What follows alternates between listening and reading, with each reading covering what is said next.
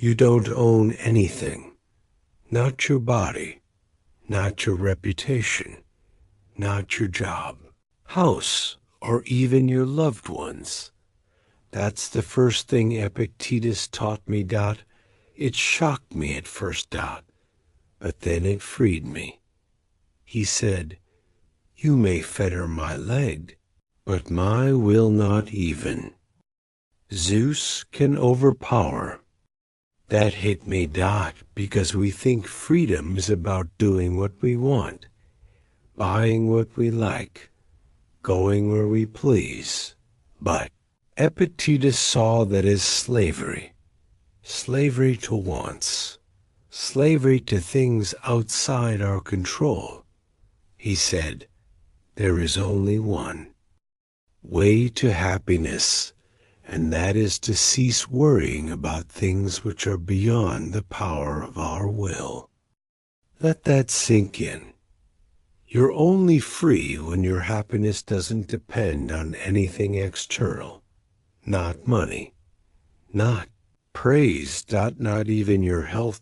Only then are you truly free. This is the hard truth, but it's also the way out. Most of us are prisoners, chained by what we crave, terrified of losing what we have, obsessed with what others think. Epictetus calls that foolishness. He says, you are disturbed not by events, but by your opinion about them. That single line rewired my brain. Because when I get angry, it's not the event, it's my reaction. When I get anxious, it's not life, it's my judgment. So the first key to freedom is this: control your mind, not your surroundings. And here's the real twist. The more things you think you own, the more chains you collect. That car? It owns your time and attention. That job title? It owns your ego. That relationship you cling to? It owns your peace. Epictetus stripped all of that away. He taught me this: what is truly yours cannot be taken from you. So I asked myself, what can never be taken? Only one thing, my choices. My character. My will. He called that the only true possession. Everything else is on loan. Even your body. You didn't choose it. You don't control its aging. You don't even know when it will fail you. So stop pretending. It's yours. Take care of it. Yes, but don't build your identity on it. Same with people. You don't own your partner. You don't own your children. They are free beings, separate from you. Appreciate them. Don't possess them, because when you try to hold too tight, you suffer more when they leave. Epictetus told his students, when you kiss your child, say to yourself, tomorrow he may die, not because he was cold, but because he wanted them to love fully, not fearfully, because if you know something isn't yours, you don't panic when it goes. That's real love. Detached. Unclenched. Honest. But modern life hates this idea. We're told to build. To possess. To hoard. To accumulate. Success is measured in things. Ownership. Titles. Followers. Epictetus saw this as a trap. He said, wealth consists not in having great possessions, but in having few wants. That line changed everything for me, Dot. Because if I want less, I already have more. If I need nothing, I lack nothing. And if I lack nothing, I'm free. Dot. So, what do you truly need? Food. Dot. Shelter. Dot. Time to think. Dot. Time to love. Maybe a coat when it's cold. That's it. Dot. Everything else is extra. Nice to have. Dot. Not need to have. And the moment I saw this, I felt light, like I dropped a backpack full of rocks. I didn't know I was carrying every expectation. Every fear of loss. Gone. Because Epictetus showed me. You don't lose what was never yours. He said, don't demand that things happen as you wish, but wish that they happen as they do, and you will go on well. That's freedom, letting go of how things should be, and meeting life as it is. Not as a victim, but as a master of yourself. There's power in that. There's peace in that. Most people think freedom is on the outside. Change your job.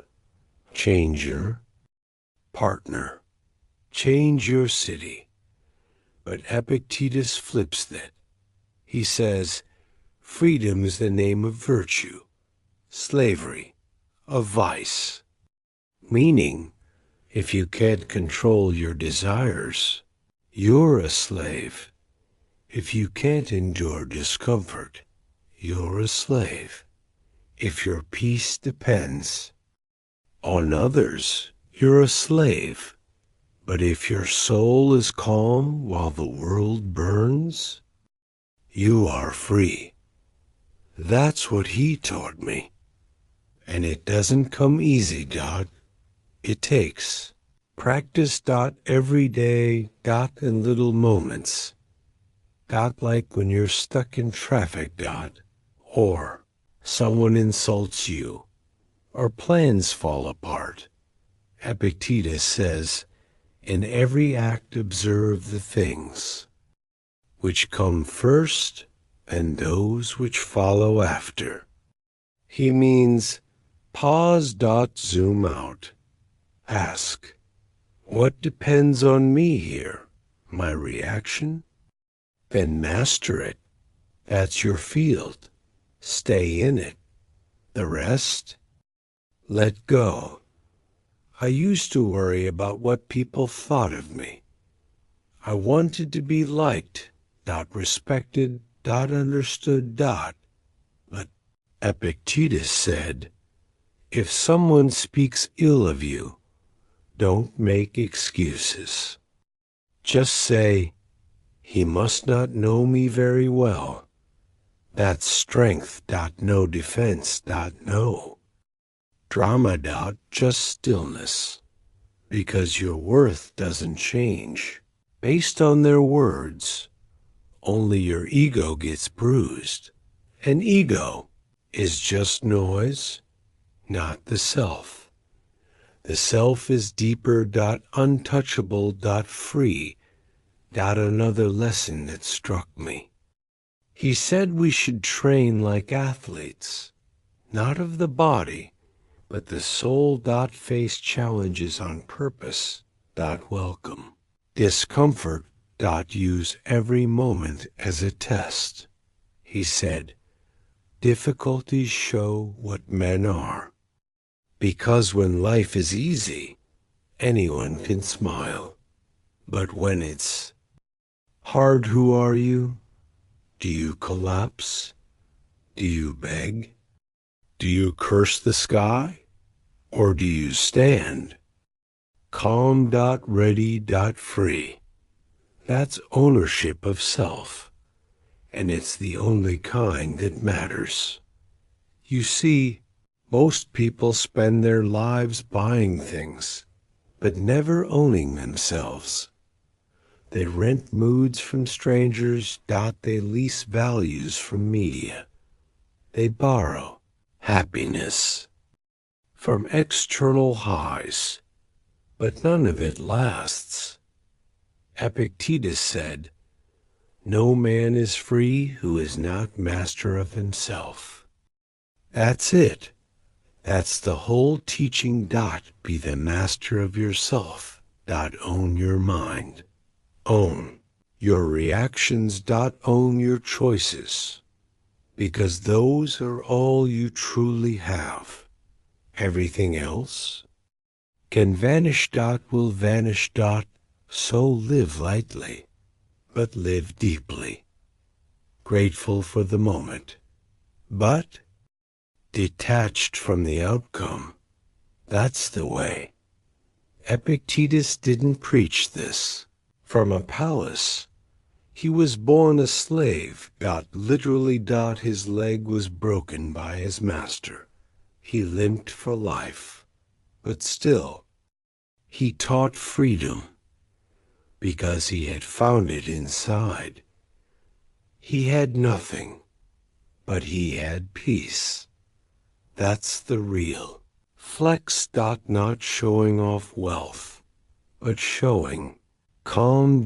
Not bragging, but being unbodhed. Not needing more, but becoming more. So here's what I do now. When I wake up, I remind myself, everything I have is borrowed. It can be taken, but my response is mine. When I eat, I'm grateful, but I'm not entitled. When I speak, I try to mean it. When I'm wronged, I try not to blame. When I lose, I remember nothing was ever mine. That's hard, but it's also freeing. Because now I don't chase so hard. I don't cling so tight. I don't fear as much. And slowly I feel lighter, more peaceful. More free. This is what Epictetus gave me. Not rules. Not rituals, but a reminder. You are already enough. You are already free. If you own your choices, you own your life. Everything else is noise. So let it pass. Let it fall. Let it go. And return to yourself. That's where the kingdom is. That's where the chains break. That's where you begin again. Not needing, not grasping, just being. Strong. Calm. Unshaken. Free. And if you forget, if you fall back into craving, just pause. Ask, is this mine? Is this in my control? And if the answer is no, then let it go. Because what Epictetus taught me is this: freedom isn't found. It's remembered. Right here. Right now. Within you. And no one can take it unless you hand it over. On single quotes T. Stand guard at your mind. Own it, protect it, respect it, and walk this life not as a beggar, but as a sovereign soul. That's the Stoic way. That's real ownership. And that's the only freedom that matters. Ever.